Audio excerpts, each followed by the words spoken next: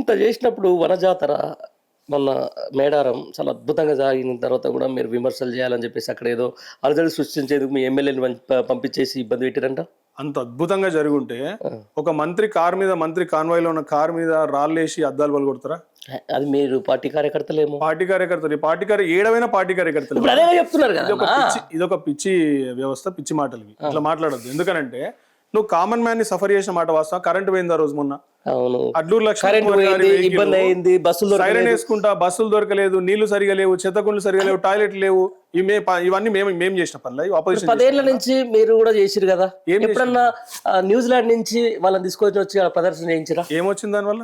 New Zealand నుంచి ఇవాళ బస్సులు వేస్తే ఏమన్నా వస్తుంది పబ్లిక్ కి. న్యూజిలాండ్ నుంచి పబ్లిక్ తీసుకొస్తే, పర్ఫార్మెన్స్ వాళ్ళని, ఆర్టిస్టులను తీసుకొస్తే పని అవుతుందా? బస్సులు ఎందుకు సకాలంలో వేయలేదు ఈ చేతగాని ప్రభుత్వము? దీనికి ఇన్ఛార్జ్ మంత్రి, దేవాదాయ శాఖ మంత్రి ఉండొద్దా అండి? నాకు అర్థం కాలేదు. ఆర్ఎండ్బికి మార్చుకున్నారు కదా అది. అట్లీస్ట్ నీకు దేవుడికి సంబంధించినటువంటి వ్యవస్థలో నీకు ఒక కన్సర్న్ మినిస్టర్ ఉండాలి. ఒక సీతక్క గారి మీద వదిలేసారు పాపం. ఆమె అటు తిరిగా ఆగమైపోయింది. ఆమె ఒక్కదమే ఏం చేస్తారు? ఒక 2-3 ఇన్ఛార్జ్ మంత్రులను పెట్టాలి, వ్యవస్థను నడిపియాలి. Mismanagement, total utterly failed mismanagement. అది అంతేనా? ఆ ఈవెంట్ కంప్లీట్ గా ఫెయిల్ అయింది. రైట్. దానికి తెలంగాణ వ్యాప్తంగా, తెలంగాణలో ప్రస్తుతం ఏంటంటే పోలీసు రాజ్యం, శాంతి భద్రతలకు సంబంధించిన దాని మీద అంటే కొంతమంది నిన్న నేను ఈ క్వశ్చన్ మిమ్మల్ని ఎందుకు అడగాల్సి వస్తుందంటే, సీనియర్ నాయకులు మధుయాస్కి గౌడ్ ఒక క్వశ్చన్ రైజ్ చేశారు ఆయన గాంధీ భవన్ వేదికగా. కొంతమంది పోలీసు ఉన్నతాధికారులు వాళ్ళ వ్యక్తిగత ప్రాపగండ కోసం, వాళ్ళ వ్యక్తిగత ప్రయోజనాల కోసం, లేకపోతే వాళ్ళ స్టార్డమ్ కోసం పనిచేస్తూ ఉన్నారు. ఇంకొంతమంది ఓన్లీ రియల్ ఎస్టేట్ చేస్తున్నారని చెప్పేసి దీన్ని ఎట్లా చూస్తారు? వాస్తవం ఇలా పోలీస్ శాఖ ఎవరి చేతులు ఉంది?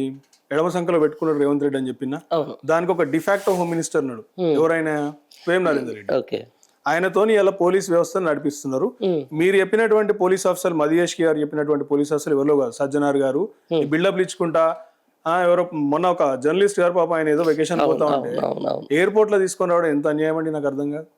మీరు ఒక జర్నలిస్ట్ గా దాన్ని సమర్థిస్తారా? ఆయన పోయేది, ఆయన పోతుండు వెకేషన్ కి. ఇదేమైనా పెద్ద కేసా? అది నాకు అర్థం కాదు. ఒక జరిగినటువంటి వాస్తవాన్ని వాళ్ళు చెప్పారు. అక్కడ పేరు ఆమె ఏమంటారు, వీళ్ళని తీసుకుపోయి జడ్జి ముందర ప్రవేశపెడితే జడ్జి ఏమన్నారంట తెలుసా? Lady judge. అసలు ఇందులో కన్సర్న్ విక్టిమ్ ఎవరండి అంటే ఒక లేడీ అన్నారు. ఆ లేడీ వస్తారా మరి ఇక్కడికి అంటే ఆమె వదిలేసి మేము పట్టించుకోమన్నారంట. మరి ఎవరి మీద కేసు పెట్టిరు, ఎవరు పెట్టిరు, ఆయన ఎందుకు మేము అరెస్ట్ చేయాలి? కేసు లేదేం లేదు, పొమ్మన్నారంట. ఆయన రమేష్ గారు బయటకు వచ్చారు.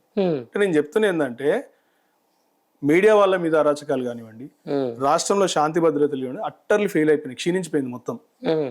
మీరు నడి రోడ్డు మీద ఎన్ని మటలు జరిగినాయి హైదరాబాద్ మీకు తెలుసు కదా. సోషల్ మీడియాలో చూడలేదు. నడి రోడ్డు మీద కత్తులు పట్టుకొని రౌడీ షీటలు చంపుకోలేదు ఒకరినొకరు.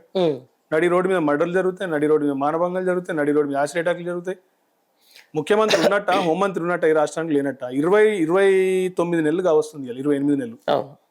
మరి హోంమంత్రి ఉండదు రాష్ట్రానికి? నాకు అర్థం కాదు. అదేనా? రైట్. లాస్ట్ మీ ప్రాస్పెక్టివ్లో అసలు ఫోన్ ట్యాపింగ్ కేసు అంటే మీరు ఎట్లా చూస్తారన్న దాన్ని? చెప్పిన ఇందాక ఒక లొట్టపీస్ కేసు. అది మరి లొట్టపీస్ కేసుకు విచారణ పోకుండా ఇంత హంగామా ఎందుకు, ఇంత దిష్టి బొమ్మలు దగ్ధం ఎందుకు, ఇంత అలజడి ఎందుకు?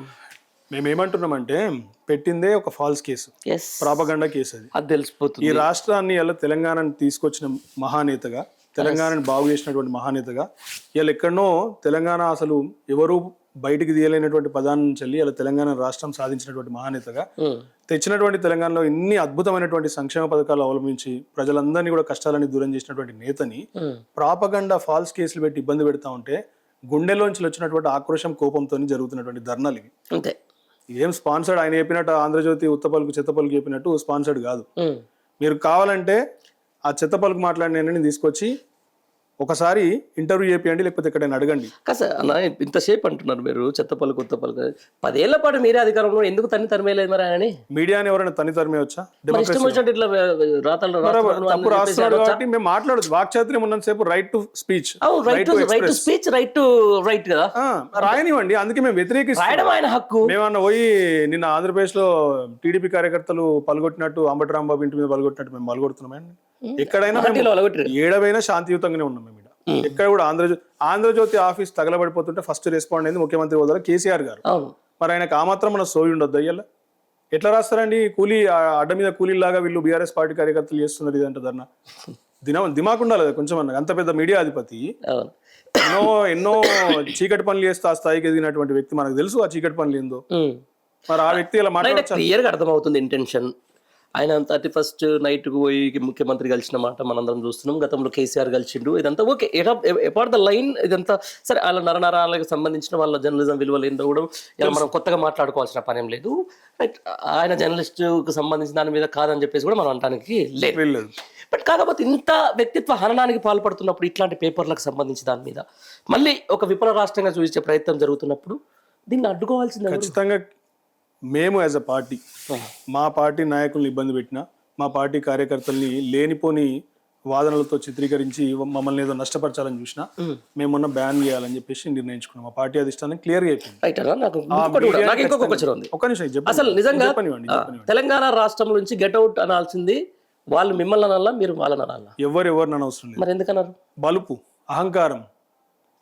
ఈ రోజు రాష్ట్ర ముఖ్యమంత్రి మా పప్పెట్ అంటే ఏంది, మా కీలుబొమ్మ, మా చేతిలో మా అధిపతి ఎవరైతే రాధాకృష్ణ ఉన్నాడో ఆయన చేతిలో గిట్ల ఊపుతా ఇట్లా తిరుగుతాడు, బొంగరంలాగా ఇటు తిప్పి ఇటు తిరుగుతాడు, ఇటు తిప్పి ఇటు తిరుగుతాడు అన్న భావన ఆ వెంకటకృష్ణ మధ్యలో ఉంది. కాబట్టి ఒక నికార్స్ అయినటువంటి తెలంగాణ ఉద్యమకారుడిని, ఒక గౌరవ ఎమ్మెల్సీని get out of my debate అన్నాడు.